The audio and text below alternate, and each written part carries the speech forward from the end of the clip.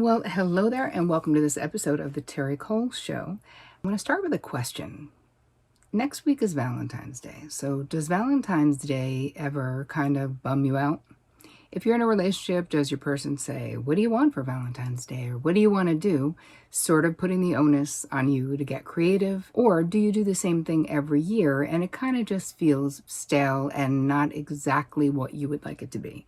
Well, if you're nodding your head yes, then this episode is for you. Because in today's video, I'm going to be sharing with you an annual ritual that I share every year, some variation of this ritual, that you can do whether you are single or partnered, because according to me, it's time for all of us to take back Valentine's Day and have it be something that is meaningful and fun and exciting for everyone and have it be inclusive. So before we get going, if you are new to my channel, please introduce yourself in the comments below because we're a friendly group.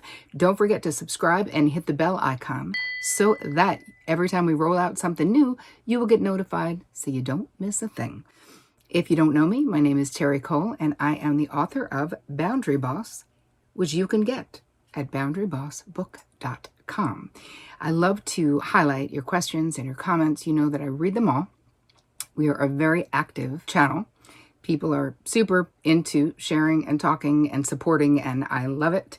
So I wanted to say thank you and highlight Priscilla 3046 under the episode called Exhausted AF, Cognitive Fatigue Could Be to Blame. And Priscilla says, thank you so much for this invaluable and healing content. Well, you are so welcome. All right, let's jump into today's content. The real question about Valentine's Day, or my thoughts about Valentine's Day being a psychotherapist, is that it's a day that we can create to be our own Valentines. And that doesn't mean you can't do something. If you are in a great relationship and you want to celebrate, amazing. But I love it to be a self-love day, a self-love experience. So much of the time with my clients, Valentine's Day would be a total bummer. If they were in a relationship, they'd either feel disappointed by what their person did. They'd have some expectation that wasn't met. If they were single, every single thing on TV and everywhere you look is about being in relationships. And it's sort of really excluding anyone who's not in a relationship. So I just say no to that, right? I've never been a fan, personally, of Valentine's Day. It just is over-commercialized and it's so exclusionary. I just never loved it. So there's this disconnect between, right, healthy love, and then one day, just out of the blue, we're supposed to be celebrating the ideal love that we have. So I say, let's do something different, right? I'm going to walk you through what you can do for yourself this Valentine's Day. I love it. I do it every year. And it's funny. I don't know. I know that some people really love to celebrate. One of my sisters has those flags that you put on your house for Easter and Halloween and Valentine's Day and all the things. And that's lovely. Personally, that's not the way that I do it, right? I celebrate my relationship with Vic every day by listening, by being present, by noticing, by complimenting him, by caring about him, making plans of things he wants to do. That's how it is. And so it doesn't mean we can't have a nice dinner. Sure, sometimes we go out for a nice dinner. But honestly, most of the time, I'm like, babe, please don't buy me flowers because they die. And let's just plan a lovely dinner. It doesn't have to be on Valentine's Day. But again, gifts and stuff is not a part of my love language. And I think that actually matters here. Knowing your own love language. Is it words of affirmation? Is it physical touch? Is it gifts? Right? Is it acts of service? Which I feel like with Vic, it's words of affirmation and acts of service. Oh, and quality time. I gotta say, the only thing I'm not is gifts. I love all the other things.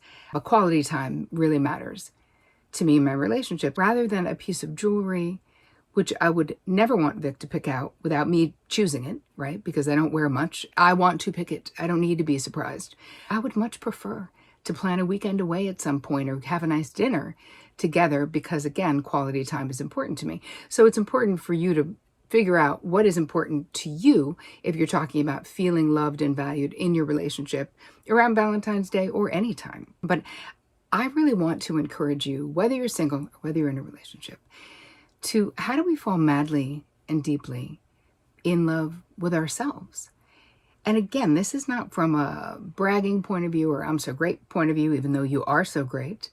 It's from the point of view of treating ourselves like a beloved. How do we do that?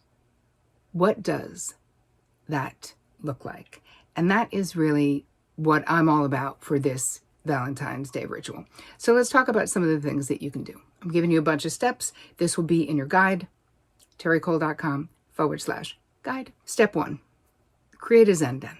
Those of you who follow my work, done my courses, you know that I'm really into creating designated sacred space externally, a place where you can go, a place where you can do spiritual work if you want to. You can do your gratitude journaling if you want to. You do your daily meditations. That's what I do in my Zen Den. Every morning, light my candle, get out my essential oil, meditate. And I do lots of stuff in my Zen Den. And this could be a small space. If you live in a small apartment, it could just be the corner of your bedroom. It could be your side table in your bedroom. It doesn't have to be huge. If you have more space, I like the idea of being able to add stuff that will make you feel cozy, make you feel comfortable, make you feel expansive, make you feel good. So for me, I'll give you some ideas of what's in my Zen Den, which is I have the little twinkly lights, the fairy lights, candles, but be safe. You know, they also have those non-flammable sort of candles. They just illuminate, but they're not actually lit. Essential oil, a soft, cozy blanket or cushion. I have my journal there. I have some pictures of loved ones, and I always have an outside element, depending on what time of year it is. This time of year in the Northeast, it's winter. So I have little teeny branches of an evergreen tree, just little ones around my candle, because I love anything from outside. In the fall, it'll be leaves that have fallen. In the summer, it'll be little flowers that I've clipped from my backyard in a little baby vase. So for me, I like an earth element, a nature element in my Zen Den, because that makes me feel connected to my true nature and connected to Mother Earth, which is really important to me, hence why I live in the country and all the things. You might want crystals. I also have a lot of plants, as you can see here, but I have a lot of plants in my house, and I make sure I have these little baby plants in my Zen Den that I love, love, love. So I can't wait to see what you put in your Zen Den. All right, the second thing you want to do is journal and dream. So give yourself time alone. I like to do it in the morning in your newly established Zen Den, and get in touch with your thoughts. And I give you a bunch of prompts in the guide, terricole.com/guide, of what are the things that make you feel loved, right? If you're in a relationship, what's currently making you feel loved? And there's a bunch more. I give you about 7 or 8 prompts that will be a really nice journaling exercise for you to do. Step 3, plan a gift for yourself. Because so much of the time with Valentine's Day, if you're not in a relationship, it's like you're just excommunicated from the experience. That's not true. And I want you to plan a gift for yourself, whether you're in a relationship or not, right? Because you still deserve this. And putting your stake in the ground around self-love, around your worthiness, around what you deserve in life. Because here's the thing, what we think we deserve tends to be a lot of what we attract, and certainly what we tolerate. So treating yourself, again, putting yourself as the beloved in your own mind. How do you treat the people that you love? Can you treat yourself that same way? So what are some ideas you can think of that would be a gift that you can give yourself? What would feel good? Taking yourself out to a sumptuous dinner, right? Ordering in, creating a beautiful meal just for you. And in doing that, what about taking out a tablecloth? What about using nice cutlery if you have it, or the nice plates if you have them? Maybe putting a little flower in a little vase, maybe putting candles on the table.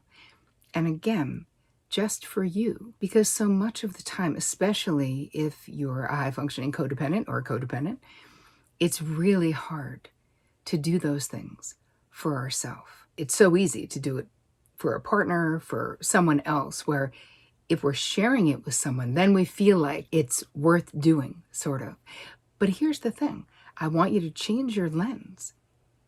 and look at this from the point of view that you are worth doing it for. What other ideas of a gift to give yourself? What about taking a luxurious soak in a beautiful tub, bright candles, your favorite music, a glass of wine, or if you don't drink it like me, a cup of tea. You could put essential oil or beautiful flowers, whatever makes you feel like the royalty that you are.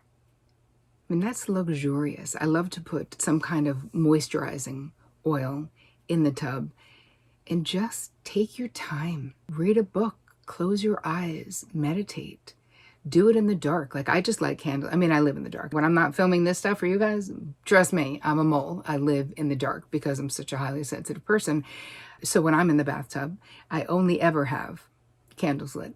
When I'm in the bathroom, even if it's the middle of the night, I really do walk around in the dark the most because that's where I'm the most comfortable. So candles, just taking a bath by candlelight, I don't know, I find it incredibly relaxing and restoring, but it feels very luxurious. And it doesn't have to cost you a lot of money. Again, a lot of these ideas, it's not about money. It's about spending the most valuable coin that you have to spend, which is your time and your attention on yourself, which I think many of us really don't do and don't think to do. You could treat yourself to a mani-pedi if you like that. You could do it at home. You could go to a salon. If gifts are your thing, get yourself a meaningful piece of jewelry. Buy yourself a beautiful outfit that makes you feel comfortable, gorgeous, sexy. Buy yourself pajamas. Whatever it is that's going to make you feel the way that you want to feel. So think about, what would that be? Another thing I love, but I can't buy anymore. No more plants. Do not let me buy any more plants, you guys. Can't do it. But you could probably. I don't have any room in my house for any more plants.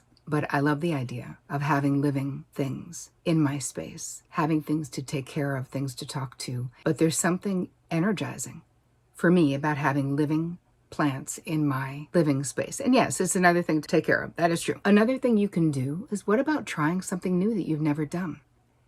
A dance class, some kind of a groovy fitness class. Get a mini trampoline like I do.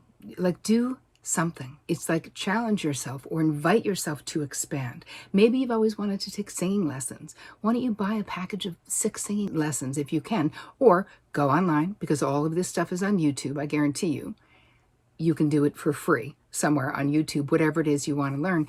But again, it's about carving out the time and putting it in your calendar and actually doing it. Maybe plan a solo R&R trip for yourself. Maybe take one day to do that.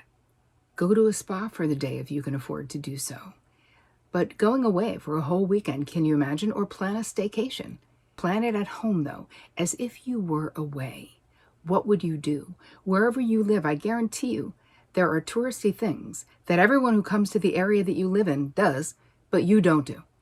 Maybe that could be something you could do for a weekend. I love that idea. That also is shifting the lens through which you are looking at where you live and the things in your area. Plan a Zoom or a FaceTime with people who fill up your bucket, right? You could have a plan on having a little cocktail party with your girlfriends on Zoom if they're around the country, or plan it in real life. And another gift that you can give yourself, I don't know if this is like the most exciting gift, but taking a tech break, like actually powering off your devices to give yourself the freedom to be in this present moment, whether it's spending time in your Zen Den or taking a tub. Like, part of that gift really could be unplugging, because that is an actual gift. So I want to know what you end up doing for yourself. What is your self-love gift for this Valentine's Day? You have plenty of time to do it because it's not until next week. Tag me on Instagram. Show me what you did. Did you create a Zen Den? I would love to see it. You know, Instagram is pretty much my jam. That's where I spend most of my time. And I want to know how you feel about Valentine's Day, and if you will give this sacred ritual a go. That's what I want to know. Don't forget to get your guide at terricole.com/guide. And I hope you have an amazing week planning something beautiful for yourself. And as always, take care of you.